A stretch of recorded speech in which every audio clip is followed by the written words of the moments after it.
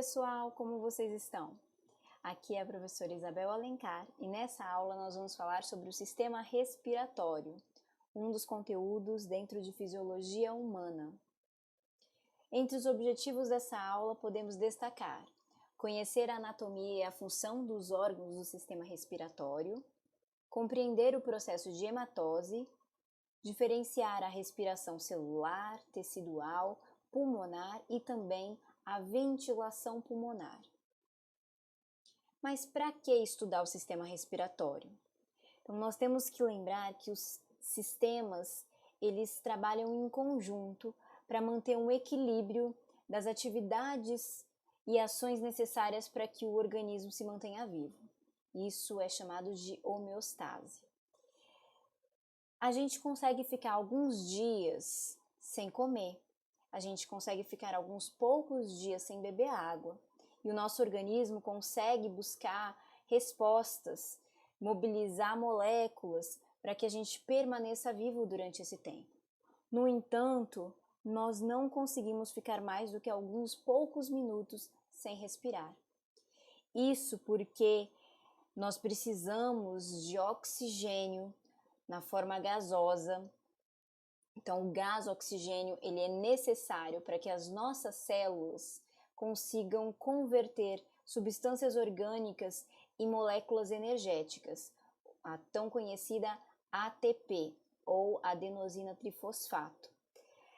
Isso é extremamente importante para que as células possam desencadear as reações químicas que são necessárias para que nós possamos nos manter vivos. Então, sem oxigênio, nós não conseguimos produzir moléculas energéticas do tipo ATP e então desempenhar todas as funções que o corpo precisa para construir, degradar, mobilizar moléculas, certo? Então, esse é um dos motivos. Outros motivos para a gente entender o funcionamento do sistema respiratório é para a gente compreender como a gente adquire algumas doenças, como, por exemplo, o próprio coronavírus, né, que causa a doença Covid-19, e que nós estamos ouvindo falar sobre ela desde o início de 2020. Quando nós, seres humanos, que somos animais terrestres e precisamos obter o gás oxigênio presente no ar, respiramos, né, colocamos o ar para dentro do nosso corpo através da inspiração, junto com os gases do ar, nós também temos a entrada de micro-organismos, alguns inclusive patógenos, que podem causar doenças. E a gente também pode falar sobre alguns hábitos, como por exemplo o hábito de fumar, que leva ao nosso sistema respiratório moléculas tóxicas, que vão ter consequências na nossa saúde. Então, mais uma vez, só conhecendo um pouco dos processos para a gente conseguir fazer escolhas melhores para as nossas vidas. O sistema respiratório é um conjunto de órgãos que vão garantir as trocas gasosas. Ele é composto basicamente por uma entrada, né, que o ar entra pelo nosso nariz, passa por uma série de tubos até chegar no nosso pulmão. Do pulmão, as trocas gasosas vão acontecer com os capilares sanguíneos e, em conjunto com o sistema cardiovascular, é o sangue que vai distribuir o gás oxigênio para todas as células do nosso corpo.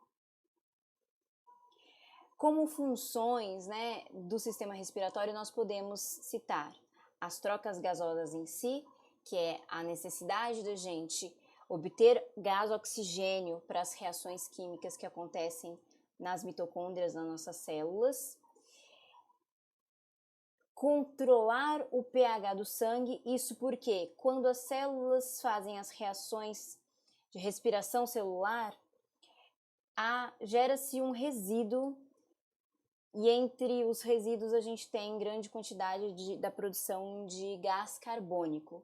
O gás carbônico, ele se dissolve na água e reage com a água, gerando um pH mais ácido no sangue. Então, o sistema respiratório, através da quantidade de gás carbônico presente no sangue, vai controlar o pH desse líquido no nosso corpo. Além disso, o sistema respiratório ele vai servir como uma barreira física para filtrar o ar. Então, como eu falei anteriormente, não entra só os gases presentes no ar, mas partículas, micro-organismos, e ele tem um sistema para filtrar boa parte dessas partículas e expulsá-las, né? Não deixar com que essas partículas cheguem nos nossos pulmões. Além disso, existem sistemas internos que vão permitir aquecer o ar inspirado, para que o ar chegue no nosso pulmão na temperatura correta, que vai favorecer as trocas gasosas. Nós temos células especializadas na cavidade nasal para perceber os cheiros, então nós vamos ter aí o sentido do olfato e também a emissão de sons, porque na laringe nós temos as pregas vocais que vibram na passagem do ar quando ele sai dos pulmões, passando pela traqueia, laringe e aí saindo pela boca e o nariz. A gente consegue então emitir sons, o que é extremamente importante para várias espécies, incluindo a nossa, que se utiliza da fala para se comunicar, se compreender. Quando o ar entra no nosso pulmão e quando ele sai do nosso pulmão para fora do nosso corpo, esse movimento puramente mecânico de entrada e saída do ar é chamado de ventilação pulmonar. Na linguagem coloquial, às vezes a gente se refere a esse processo como respiração. No entanto, a terminologia correta é a ventilação pulmonar. A ventilação pulmonar, ela acontece quando a caixa torácica, que é essa região do nosso peito onde estão os nossos pulmões, ela se expande para a entrada do ar e ela se contrai para a saída do ar. Quando a gente tem a expansão da caixa torácica, nós temos a ação do músculo do diafragma, que fica logo abaixo dos pulmões, dividindo a nossa caixa torácica em região superior e inferior no abdômen. Quando então o diafragma se contrai, ele vai permitir a expansão da caixa torácica e a gente vai ter a entrada do ar pelo nosso nariz. Esse movimento de entrada do ar ao nosso pulmão é chamado de inspiração. Quando o diafragma relaxa, então a gente vai ter a expulsão do ar de dentro do nosso pulmão para que ele saia pelas nossas narinas. Esse movimento da saída do ar dos pulmões para o nosso nariz, para fora do nosso nariz, é chamado de expiração. Então, mais uma vez, a entrada e a saída do ar é chamada de ventilação pulmonar e os movimentos que são gerados são a inspiração para a entrada do ar no nosso pulmão e a expiração para a saída do ar no nosso pulmão. Se vocês repararem nessa imagem, quando o ar entra no nosso pulmão, nós estufamos o peito, ou seja, a expansão da caixa torácica, e a barriga fica contraída. Quando a gente tem um movimento inverso, ou seja, na expiração, a barriga dá uma relaxada e a caixa torácica diminui o volume. E a gente tem, então, a expulsão do ar que estava no nosso pulmão, certo? Então, essa é a ventilação pulmonar, um mecanismo que é extremamente necessário para as trocas gasosas acontecerem, né? Então, é assim que a gente tem novo suporte de oxigênio chegando o tempo todo no nosso pulmão, através da ventilação pulmonar. Partindo para falar sobre a anatomia do sistema respiratório, o sistema respiratório se comunica com o exterior do nosso corpo através de aberturas que estão presentes no nariz. E nós temos duas, chamadas narinas. Nas narinas, se a gente observar no espelho, nós conseguimos observar pelos relativamente grandes que estão ali presentes. Esses pelos vão servir para filtrar o ar, para iniciar a filtração do ar. As narinas, elas são contínuas a uma cavidade nasal que apresenta dobras e que é separada, né, em duas partes através do septo nasal, que é uma estrutura cartilaginosa. Algumas pessoas, inclusive, têm um pouco de dificuldade de respirar ou tem até uma das narinas um pouco de tamanho diferente umas das outras porque tem um desvio no septo nasal, né? Podendo até ter que fazer uma cirurgia para corrigir o desvio de septo, tá? Então, nas narinas, nós vamos ter a entrada do ar e o ar ele entra seco e frio, geralmente com uma temperatura mais baixa do que a temperatura corporal. E na cavidade nasal, o ar vai passar por muitas dobras e também por um epitélio cheio de cílios e que produz muco.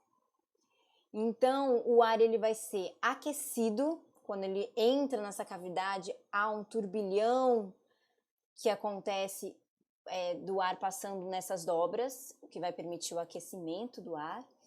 A presença do muco vai permitir com que o ar seja umedecido e, continuando, né, devido à presença de cílios, ele vai ser filtrado, tanto pela presença dos cílios quanto pela presença, né, dos pelos na narina. Os pelos vão capturar partículas sólidas de tamanho maior e os cílios capturam partículas sólidas menores, né, que ficam inclusive grudadas no muco, que podem ser eliminados aí, são direcionados através do movimento dos cílios para a região da nossa garganta, onde a gente vai engolir essa substância de muco com partículas. E aí a gente vai evitar que essas partículas sólidas cheguem no nosso sistema respiratório, né, no pulmão. E a gente não pode esquecer que na cavidade nasal, na região superior, nós vamos ter células especializadas em capturar os cheiros, né? São células especializadas, células sensoriais, que conseguem, então, fazer com que a gente perceba os diferentes odores presentes junto com o ar. Depois da cavidade nasal, nós temos uma continuação através de um tubo. Essa região intermediária é chamada de faringe, e a gente não pode esquecer que a faringe é um tubo que recebe o ar que vem da cavidade nasal, mas também vai receber o bolo alimentar que vem da cavidade bucal. Então, é um tubo intermediário desses dois sistemas, sistema respiratório e sistema digestório. Depois a gente tem a laringe, que também é um tubo muscular envolto aí já por cartilagens. A laringe é um tubo que fica na região anterior do nosso pescoço. A gente pode passar a mão e sentir, inclusive, né, estruturas mais rígidas, que são as cartilagens, e existe uma proeminência na região anterior do pescoço, mais visível em homens, chamados de pomo de Adão. Né? É uma região cartilaginosa que nos homens, devido à ação hormonal presente em grande quantidade, né, como por exemplo a testosterona presente em maior quantidade nos homens, faz com que essa região cresça e fique proeminente, sendo de fácil visualização no pescoço. Tá? Na laringe, nós também temos estruturas muito importantes que, quando a gente amplia, a gente consegue visualizar melhor. Né? Então, a gente tem a epiglote, que nós já falamos sobre ela lá no sistema digestório, que é como uma válvula, né, que está associada à musculatura, e ela é uma estrutura de cartilagem que vai servir para o fechamento da laringe quando nós vamos deglutir, ou seja, quando a gente vai engolir o bolo alimentar. É a epiglote que consegue fazer um movimento de fechamento, e aí a laringe fica protegida, né? Evitando que partículas sólidas da nossa alimentação entre no trato respiratório. Então, graças à epiglote, a gente não engasga, tá? Se por um acaso acontecer de pequenos fragmentos entrarem na laringe e na traqueia, a gente vai ter uma resposta para tentar eliminar essas partículas, que é a tosse, tá? Esse engasgamento é para evitar que a gente tenha asfixia ou que partículas cheguem no nosso pulmão e a gente tenha outros problemas, né? Outras reações em decorrência da chegada dessas partículas no pulmão, como por exemplo uma inflamação ou até uma infecção. Na laringe ainda, na região superior, nós temos dobras elásticas que compõem as pregas vocais. As pregas vocais, elas vibram quando o ar está saindo do nosso pulmão, passando pelas pregas vocais, e aí a gente consegue, num movimento de língua, boca e da saída do ar pela boca e pelo nariz, na expiração, a gente consegue emitir sons diferentes, tá? Isso permite com que nós possamos falar, nos comunicar. Então, além da laringe, continuando esse tubo, nós temos a traqueia, que é um tubo revestido por anéis de cartilagem em forma de C. Ele não é um anel completo, ele é um anel incompleto, por isso que a gente fala que ele tem formato de C. Esses anéis de cartilagem são muito importantes para conferir uma resistência a esse tubo, porque quando a gente faz a entrada e a saída do ar, esse tubo permanece numa mesma configuração, ele não gruda as paredes entre si, né? Então a traqueia ela funciona como se fosse um canudinho, e aí quando a gente suga, né, um líquido, por exemplo, no canudinho, o canudinho é muito frágil, o que acontece? O canudinho colaba, ele gruda as paredes umas das outras e a gente não consegue sugar o líquido.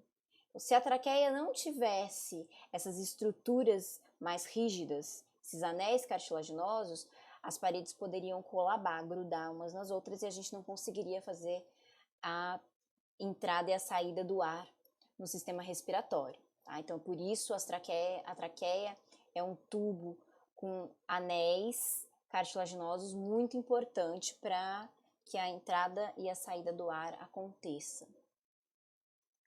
A traqueia, ela se subdivide em brônquios. Os brônquios, eles entram na estrutura já do pulmão. E os brônquios, assim como as traqueias, têm estrutura anelar de cartilagem para manter a sua forma. E os brônquios, eles vão se subdividindo, se ramificando milhares de vezes até ficarem ramos muito fininhos.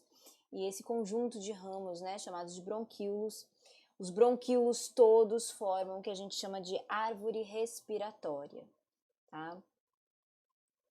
Na parte mais distal, na pontinha dos bronquíolos, a gente vai ter estruturas chamadas de alvéolos pulmonares, que é onde termina a estrutura do sistema respiratório, onde de fato vão acontecer as trocas gasosas entre o sistema respiratório e os capilares, que vão fazer a comunicação com o sistema cardiovascular para transporte dos gases para todo o nosso corpo, tá certo?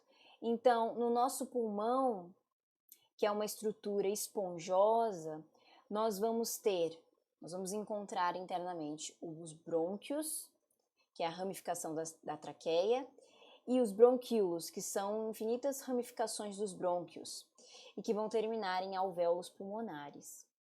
Os pulmões, eles são revestidos por membranas chamadas pleura. Existem duas membranas anexadas ao pulmão, uma grudada no pulmão propriamente dito e uma outra grudada na caixa torácica. Entre essas membranas, as pleuras, existe um fluido que vai permitir com que o pulmão se expanda e se contraia, evitando o atrito, tá? Então é muito importante a presença dessa pleura com o fluido, né? Os pulmões, embora seja em número de 2, e geralmente a gente tem um lado espelhado, né? Similar ao outro, lado direito e esquerdo, nos pulmões a gente não vê isso. Então, o pulmão direito, ele tem um volume um pouco maior do que o esquerdo. Além disso, se a gente reparar, ele é dividido em 3 lobos, o superior, o mediano e o inferior, enquanto o esquerdo tem um volume um pouco menor e é dividido apenas em 2 lobos, o superior e o inferior. Isso se deve porque o coração se encaixa nessa região e o coração ele é mais deslocado para o lado esquerdo, por isso essa diferença de volume, tá bom? Uma outra curiosidade é que o pulmão direito, embora seja maior, né, tem um volume maior, ele é um pouquinho mais curto, porque a gente tem o fígado do lado direito se encaixando nessa região aqui inferior, tá? Então, esses são os órgãos do sistema respiratório.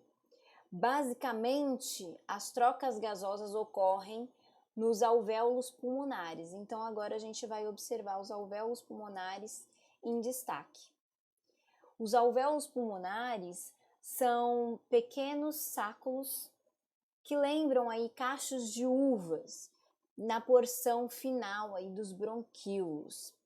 Essas redes de sáculos são formados por paredes muito fininhas que vão então em contato com os muitos capilares que chegam aos alvéolos, né?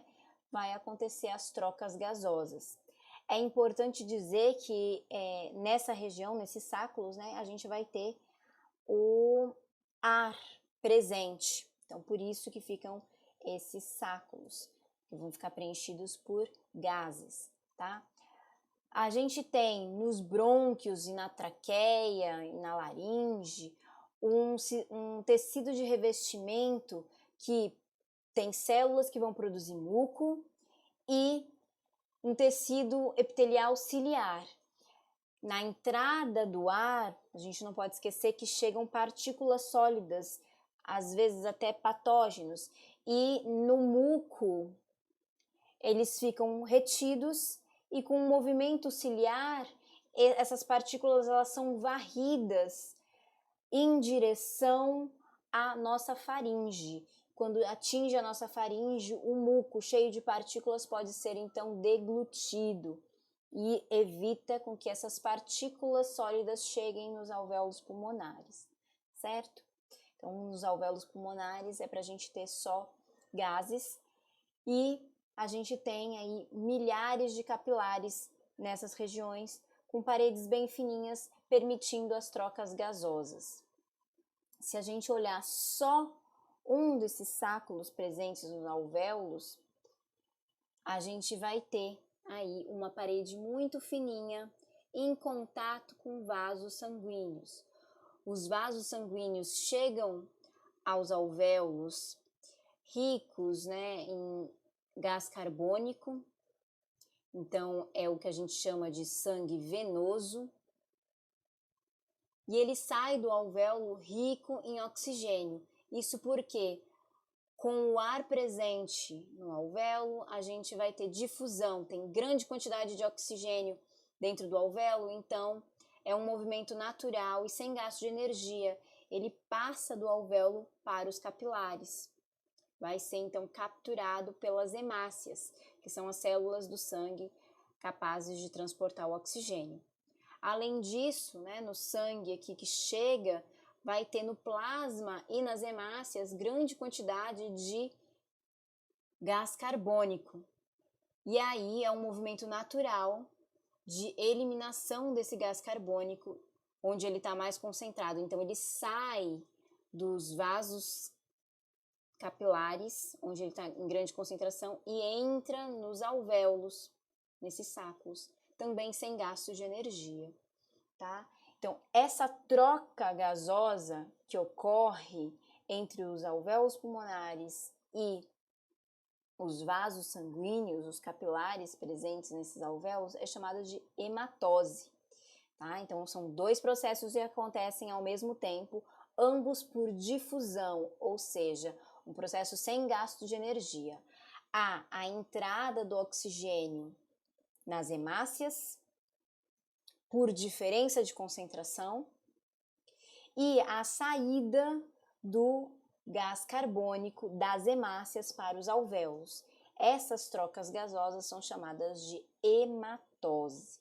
As trocas gasosas, elas ocorrem especialmente porque nas hemácias, que são os glóbulos vermelhos, são células especializadas em carregar os gases da respiração, tá? As hemácias, elas apresentam milhares de moléculas chamadas hemoglobinas, que apresentam em sua constituição uma estrutura que se liga ao gás oxigênio.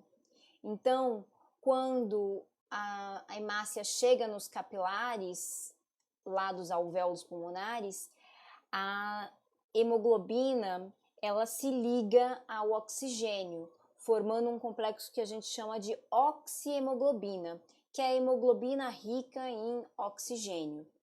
Então, esse complexo oxihemoglobina é capaz de levar o oxigênio para todas as células do nosso corpo, tá? Quando a hemácia chega nos tecidos e vai distribuir o gás oxigênio para as células, a gente não pode esquecer que as células estão lá, né, fazendo seus processos vitais, incluindo produzindo energia, pegando oxigênio, transformando glicose em ATP na presença do oxigênio e gerando como resíduo água, que é reutilizada pela própria célula, e o gás carbônico. Então, quando a hemácia chega para fazer as trocas gasosas, ela deixa o oxigênio nos tecidos, nas células, e ela captura o gás de dióxido de carbono. Parte do dióxido de carbono consegue se anexar à hemoglobina. Apenas 23% do gás carbônico produzido na respiração celular consegue ser transportado na hemoglobina, formando um complexo que a gente chama de carbohemoglobina, exatamente porque é a hemoglobina com o gás carbônico, tá certo? Os outros gás carbônicos presentes vão ser transportados de outra forma, tá? Para ser levados até os alvéolos pulmonares e ocorrer a troca gasosa. Então, o restante entra na célula, na hemácia, mas não consegue se anexar à hemoglobina. E aí, o gás carbônico vai reagir com a água presente na hemácia e vai gerar o ácido carbônico. O ácido carbônico na água, então, ele vai se dissociar em íons e vai gerar, então, íons de hidrogênio. Quanto maior a quantidade de gás carbônico presente nos tecidos, maior a quantidade de ácido carbônico e, portanto, maior a acidificação do sangue. O sangue, ele precisa, para um bom funcionamento, estar aí num pH ótimo, que é mais ou menos o pH neutro, mais ou menos 7,4, tá? Então, se o sangue começa a ficar muito ácido, pH mais baixo, as respostas do organismo para manter a estabilidade, para manter a homeostase, vão começar a acontecer, tá certo? Então, por exemplo, se você tá sem respirar porque tá tampando o seu nariz, o ar que você inspirou, né, e tá segurando, tá fazendo hematose nos alvéolos pulmonares. Então, tá tendo troca ali de oxigênio no sangue, nos capilares que estão chegando ali o tempo todo. Mas o sangue continua circulando no seu corpo e fazendo as trocas gasosas nos tecidos. E aí o oxigênio vai ser deixado nas células e o gás carbônico vai ser levado das hemácias para os pulmões. Quanto mais tempo a gente fica sem fazer a ventilação, ou seja, sem renovar o oxigênio nos nossos pulmões, maior a quantidade de gás carbônico a gente vai acumular nos nossos tecidos, nas nossas hemácias e no plasma, porque os íons do ácido carbônico ficam no plasma. E aí a gente tem um aumento da acidificação do sangue. Quando começa a atingir níveis mais baixos do que 7, o organismo, né, esse pH mais baixo, começa a desencadear respostas. Então, se você está tapando o seu nariz com a mão, forçando aí, né, a ausência de ventilação, você vai se sentir obrigado a soltar para conseguir voltar a ter ventilação respiratória, tá?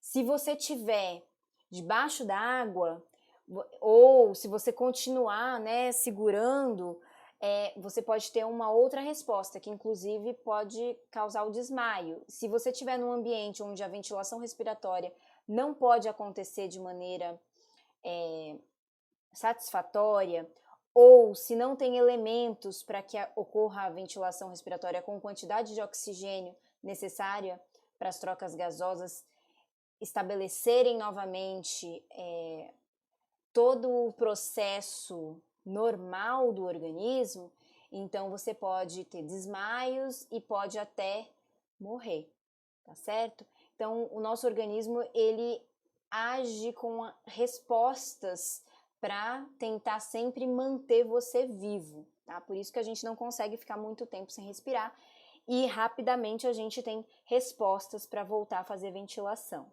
E aí, a gente precisa só diferenciar os termos de respiração pulmonar, respiração tecidual e respiração celular.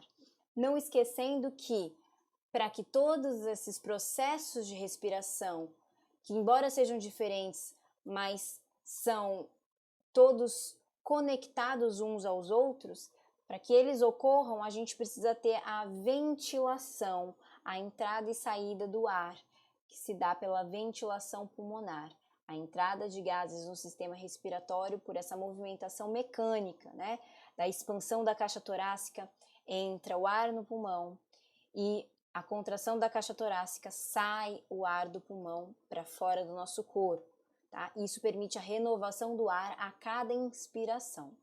Isso vai manter as taxas de gás oxigênio altas nos nossos alvéolos pulmonares, o que vai permitir, então, que a gente tenha a respiração pulmonar, que são as trocas gasosas entre o pulmão e os vasos sanguíneos nos alvéolos. E a gente tem a respiração tecidual, que são as trocas gasosas que acontecem entre o sangue e as células de todos os tecidos do nosso corpo. E por fim, quando o gás oxigênio chega nas nossas células através da respiração tecidual, dentro das nossas células, o gás oxigênio ele é direcionado para as mitocôndrias, que são organelas responsáveis pela respiração celular. Na presença do oxigênio, as substâncias químicas, moléculas químicas orgânicas, em especial a glicose, vão ser quebradas para gerar moléculas energéticas chamadas adenosina trifosfato ou ATP. Tá? Então, nós temos a ventilação pulmonar, que é a renovação do ar a cada inspiração, a respiração pulmonar, que são as trocas gasosas que ocorrem no pulmão, entre o pulmão e o sangue, mais precisamente nos alvéolos pulmonares e os capilares dos alvéolos pulmonares. A respiração tecidual, que são as trocas gasosas entre o sangue e as células teciduais de todo o nosso corpo. E a respiração celular, que é o processo bioquímico que gera ATP, que ocorre dentro das mitocôndrias. Enfim, se nos processos de todo o nosso sistema respiratório, a gente tiver hábitos saudáveis, se a gente estiver respirando ar puro, o pulmão ele permanece rosado, né? Porque o pulmão saudável ele tem essa aparência. Esse aqui são os pulmões, esse aqui é o coração, né? Agora, se a gente inala muita poeira, se a gente inala substâncias químicas, monóxido de carbono, ou se a gente fuma, as substâncias químicas que entram, por mais que a gente tenha um sistema de filtragem do ar, né, uma filtração do ar, ainda assim, essas partículas elas vão se bioacumulando nos nossos pulmões. a ponto de, ao longo da vida, dependendo da quantidade dessas substâncias que nós nos expomos, isso pode demorar mais ou menos tempo, o pulmão pode então adquirir essa aparência escura e não saudável, né? Isso significa que essas substâncias químicas estão impregnadas nos tecidos. E o que vai acontecer, por exemplo, no caso de um fumante, é que as substâncias químicas elas vão danificando as paredes dos alvéolos, que são áreas necessárias para que as trocas gasosas ocorram. Então, aqui a gente tem alvéolos normais, saudáveis, então as paredes estão íntegras, e aqui a gente tem alvéolos danificados pela presença, por exemplo, de substâncias químicas, né? E aí a gente perde regiões onde as trocas gasosas poderiam estar acontecendo, diminuindo, então, a eficiência nas trocas gasosas, tá? Então, o ambiente onde a gente vive, se ele tem muita poluição, se não tem, e se a gente faz uso de substâncias químicas tóxicas, por exemplo, se a gente fuma, né, se a gente faz uso de cigarro, charuto, narguilés, enfim, pode desencadear processos que vão danificar os nossos alvéolos. Esse aqui é o exemplo da enfisema pulmonar que acontece no pulmão de um fumante. Geralmente a pessoa que tem essa danificação nos alvéolos vai ter uma taxa de respiração, né, de trocas gasosas menor. E aí, para compensar, precisa aumentar o fluxo sanguíneo nos alvéolos para então ter quantidade de oxigênio necessário para disponibilizar para as células do corpo. Isso sobrecarrega o coração, que vai precisar bombear mais, né, o sangue para os alvéolos. Então, geralmente, os fumantes eles acabam tendo problemas cardiorrespiratórios, né? Não só no pulmão, mas também no coração, uma vez que esses sistemas são intimamente correlacionados para que as funções sejam desempenhadas, tá? Então, mais uma vez, a gente tem, né, a informação de que a gente precisa estar num ambiente bacana, a gente não deve trazer substâncias químicas para dentro do nosso corpo, né? Porque a gente gera consequências para o nosso organismo e isso é biocumulativo e às vezes não tem como reverter a situação. Enfim, pessoal, eu espero que vocês tenham entendido. Essa foi a nossa aula de sistema respiratório. Vejo vocês em uma próxima oportunidade. Até mais!